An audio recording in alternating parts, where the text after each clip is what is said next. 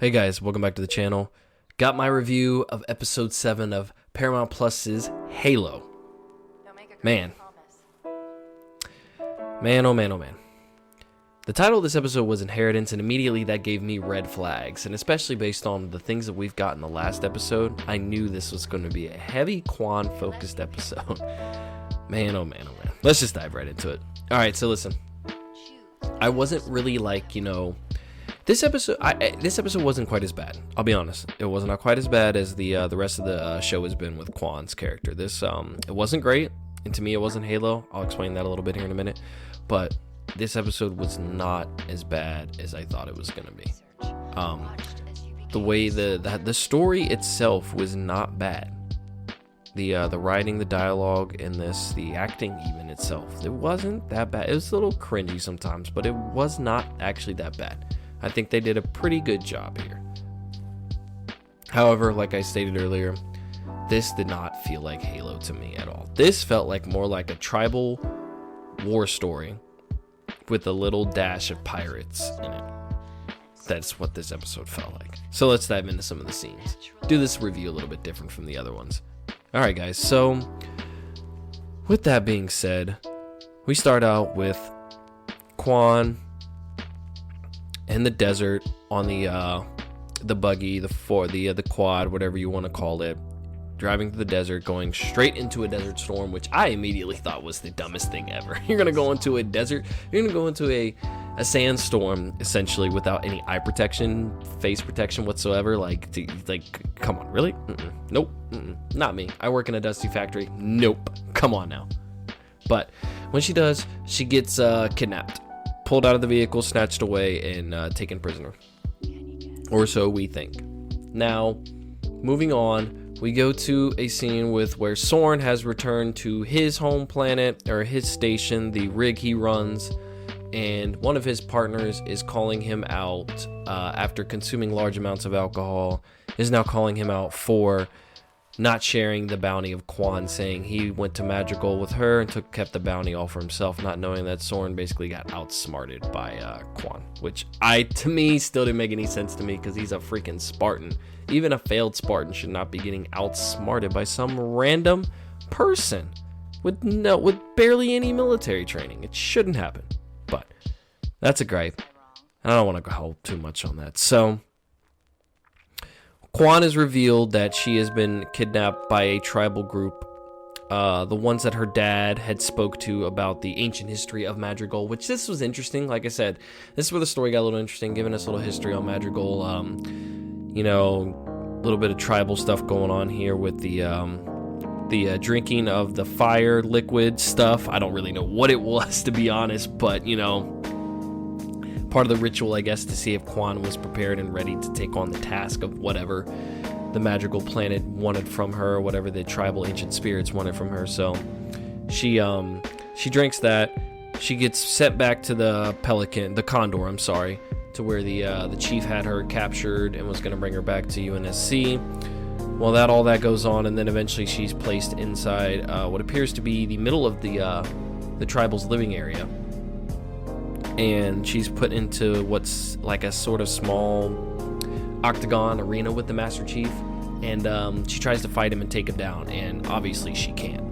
She tries many times, and then she can't. Then eventually the chief offers to help bring her up. But you know what? Before I even go any further, I just want to go ahead and say that this was probably the best part of the episode, and it had absolutely nothing to do with Kwan's acting or character. Nothing. It was the fact that they actually got the Master Chief right. The Chief, a silent, deadly assassin, killer, whatever a super soldier. It just no emotion, no nothing, and he's just standing there. He's just looking like, that's Master Chief. That was freaking great. That was awesome to see that. And then it got ruined by them taking his helmet off. But it's okay. I'm used to it at this point. So it's fine. It's okay. It's whatever. But moving on, Master Chief offers to help up Kwan, takes her to where the ancient spirit is that carries all the different ancestors of hers that have been through this trial and tribulation. So She is greeted by the last one, which is her father, of course. They have a heart-to-heart emotional talk about maybe her father, instead of keeping the secret from her about what was going on with Madrigal, he should have told her. But now she's prepared. She wakes up from this, essentially the liquid put her to sleep. She wakes up from her sleep, and she explains to the tribal leader what she had seen, and then so she heads back to where it all began, which happens to be not her house, but rather her village, where she lived at, where we seen her in the beginning of the first episode. So, when she gets back there, she runs into a little bit of trouble. And that is with the general guy who's been hunting her and has got the bounty on her. Soren has a conversation, going back to Soren now. Soren has a conversation with the individual that had challenged him previously in the tram car, and the individual explains that they have a big score that they can get to be able to get a hold of for the pirates.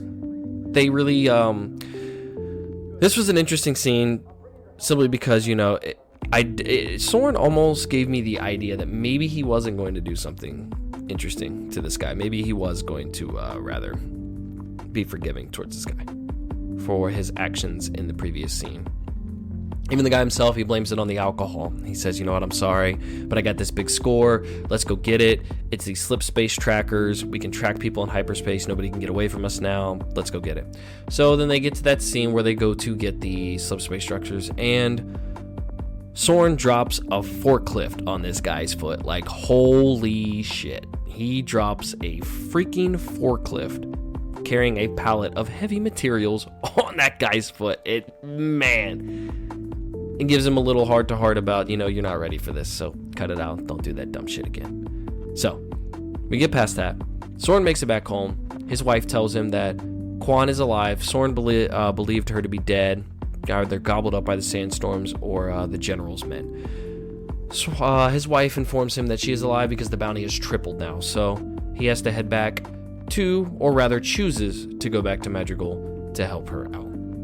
Well, she makes her way back to her village, and of course the general's got cameras, spies, everything, satellites, whatever he needs to track Kwan down. In the midst of trying to track her down, he gets a hold of one of the female general that Kwan spoke to in the church. Can't remember her name right now, I'm sorry.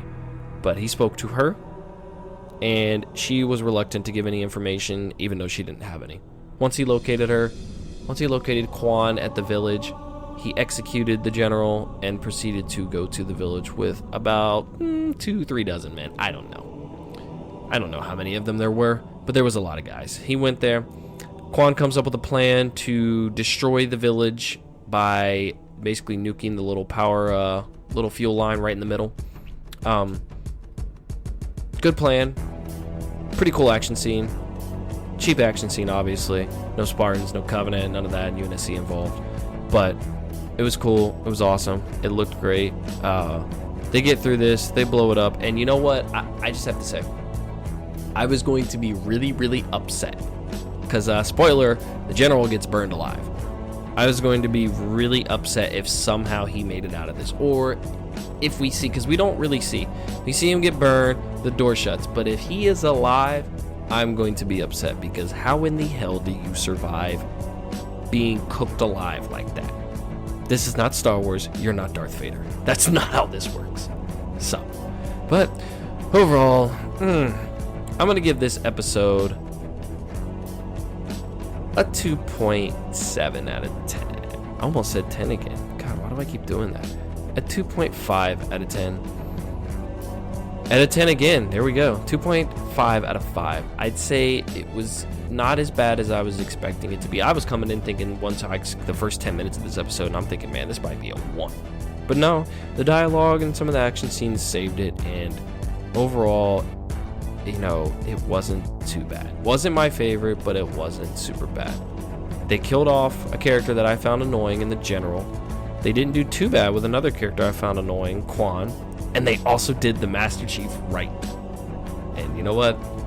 Gotta give him some props for that. So, but alright guys, let me know what you guys think down below. Comment, like, subscribe to the channel. You guys know what the deal is. All right? I'll check you guys later.